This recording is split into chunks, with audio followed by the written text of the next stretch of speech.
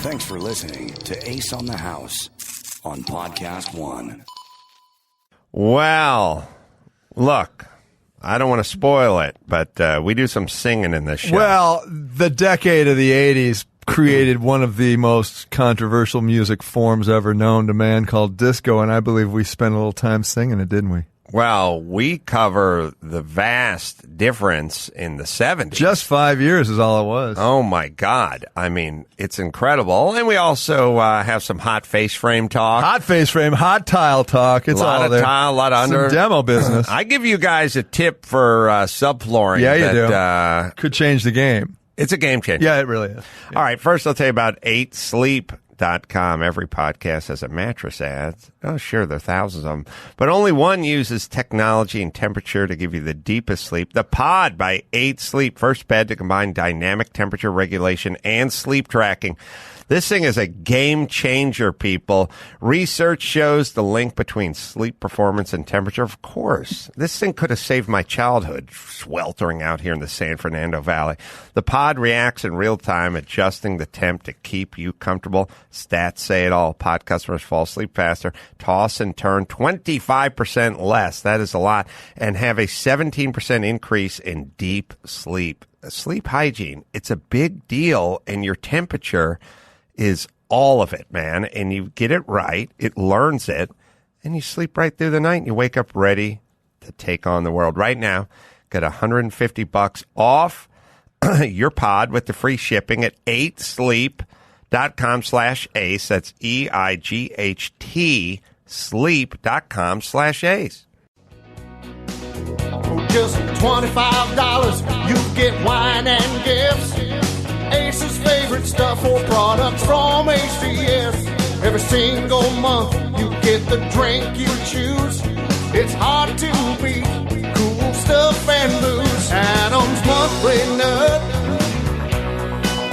Adam's Monthly Nut. You heard Dick. 2020 is here, and another year of Adam's Monthly Nut is about to bust. This month's shipment includes a Mr. Burcham tape measurer, so you can remember the horrors of the jungle while marking that 2x4. A Wallet Ninja credit card multi-tool. There will come the time you will save the day with it. A sack of Aussie's famous flank steak seasoning, so you can make your meat taste just like Aussie's. And as always, a bottle of your choosing. This $60 value is yours for only $25. Sign up for 1 month or keep the shipments coming. So prep your mails box and get ready for Adam's Monthly Nut.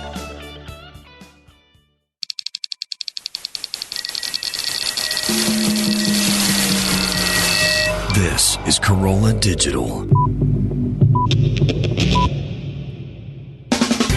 A master carpenter who's here to help you out.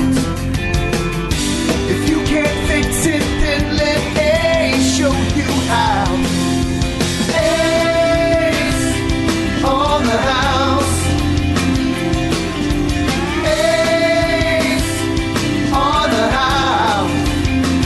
Ace on the house. Yeah, get it on. Got to get on it. Get it on. Yeah, welcome to Ace on the House. I'm Carolla here. And Stromer over there. Peeking on the coffee and Ritalin. Yeah. Yeah, man. Coffee and Ritalin.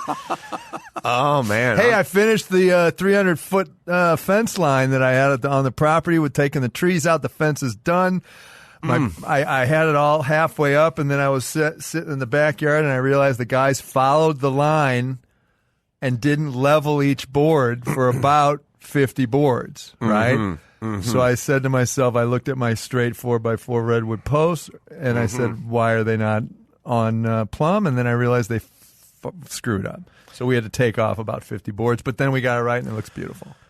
You know what I'm saying? Because what did they put the boards on with? Screws or nails? We did nails first, to your suggestion. We pop, and then I sent the guy with the screw gun and did the the color screws. I listened to you, and it worked, and it's beautiful. I finally got my counters done. I want to thank TommyJohn.com/Adam for supporting the show, and 8sleep.com as well /Ace, and Geico.com.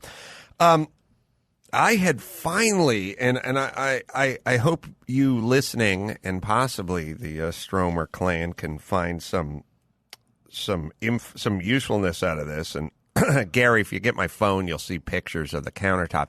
Are the ones that you posted to Twitter? Probably, yeah. I posted a few to Twitter.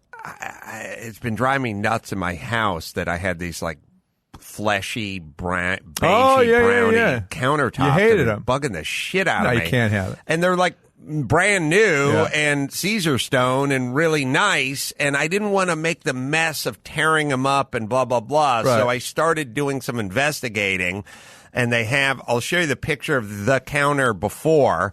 It's sort of a off-white, beige, fleshy. It's just a bad color for a kitchen. And I live in a modern house, and I wanted a white countertop. Sure. But I didn't want to. It's Buick Regal beige. From That's the 80s. right. But I did not want to tear up the thing. No. So I started investigating and realized that they do a Caesar stone veneer. Look, it's a half-inch thick. It may be so-and-so millimeter, maybe 13 millimeters or something. It may be metric. I don't know, but it's a half-inch. Yeah. And they just take it and they just cap it. They literally just go right over the top. Do you have an overmount counter over your sink? And if so, how do they do that? There's a little return that goes over. Good question. Okay. If you have an undermount sink, which you should have, they will take a diamond blade on a circular, on a right angle grinder, whatever, and they'll cut out the Caesar stone around it to clear the lip, and they will raise it up. Oh, and then they will go over the top with this stuff, and then they'll bullnose down in the front like an inch and 2 inches or whatever to make it. Got it. And so your countertops are going to be a half-inch higher, and they're going to come out. That's been vogue now, a thicker top. And they're going to, it'll be taller. I don't know if you won't see it. Yeah, it's thicker. Yeah. And it'll come out a half inch, and then you'll have like a 2-inch bullnose. Gotcha. On the front. There's little negotiations on the edges and stuff like that. And there's a little. God, how do they carry that stuff without it breaking? I don't know. It's a little clearances on the, in the drawers and stuff like that. But when you're done, you end up with now a white Caesar stone countertop that's on top of a brown Caesar. Saved yourself thousands of dollars. I'm sure, and it's real, and it ain't cheap, by the way. But it's really the mess of tearing up a kitchen countertop. Well, and then potentially compromising those beautiful cabinets while you're doing the demo, right? Right. Bad so idea. at home, I was doing the countertops. Yeah. At the warehouse, I was doing the shear walls and hanging some of the lid, and did the steel, put the steel up, the steel I-beams up on the mezzanine, they're calling it, storage over at the new warehouse. So I've just been kind of going at it like I do. But look at you, svelte. Huh? Well, by day I move some I-beams around, and by night you're doing some sets. I'm doing sets. Like they say in the comedy game. Oh, I had a first. What? They always talk about getting bumped on a set. Sure. Like somebody shows up. I was at the Comedy Store last night, and I walked to the green room in the back. Yeah. And there sat Bill Burr. Yeah. And I was like, "Hey, Bill, how's it going?" I was like, "Hey, man." And then I said, "Oh, were you were you performing tonight?" And he's like, "No, I just dropped in to do a 10-minute set." And I said, "Oh." And then I said, "When you up or whatever?" And he goes, "Well, I was just going to go up, just do 10 minutes. And then he sort of looked at me, and then he realized I was up. And he went, "Do you mind?" And I went, "No, go ahead." And then I just walked around and watched him do 10 minutes. And then did you do your thing? No, I went home and wept openly. Yes, I did my thing. Do you still get nervous sitting there waiting to go on? Like no, in that situation? I don't. But I have had a couple moments of it, which is two things. Yeah. One is, God, I'm trying to think. Does one? I'll tell you. Yeah. I'll tell you what happened. Yeah. When I walked into the club, it was in the main room, and it was like pretty much sold out. Yeah. And Pete Holmes, who's real funny, was on stage being real funny. Yeah. And then I was going to go up, but I got bumped, and then Bill Burr was going to go up, and he's a total crowd favorite and real funny. So then Bill Burr went up, and then I was like, oh, now I better bring it. You know what I mean? I can't have. I can't go on right behind Bill Burr and just get up there and experiment with some notions of some jokes. You know what I mean? I gotta kind of. You got to bring some stuff. Got bring. So, are you heat. bringing new material when you're doing this, or are you just doing it to stay sharp? Like every time you go to Comedy Store to do this, is it trying out new material, or is it just getting the juice by doing it?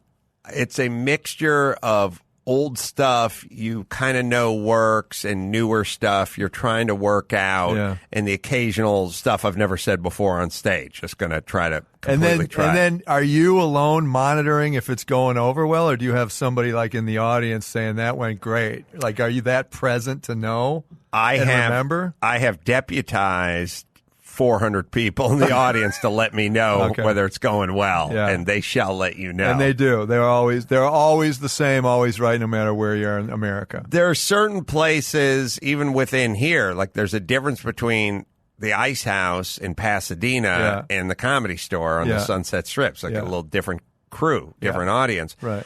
But the audience will let you know whether this new joke is working or not. Obviously, immediately.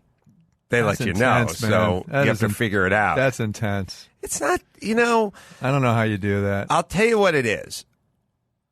Once you do something, you just do it. Yeah. And whether it's doing stand-up comedy or driving a race car, once you do it, then that's what you do. Yeah. Then the intensity level goes away. But were you ever terrified or no when you first started? When I first started, I was nervous, and I was approaching it. It's a process.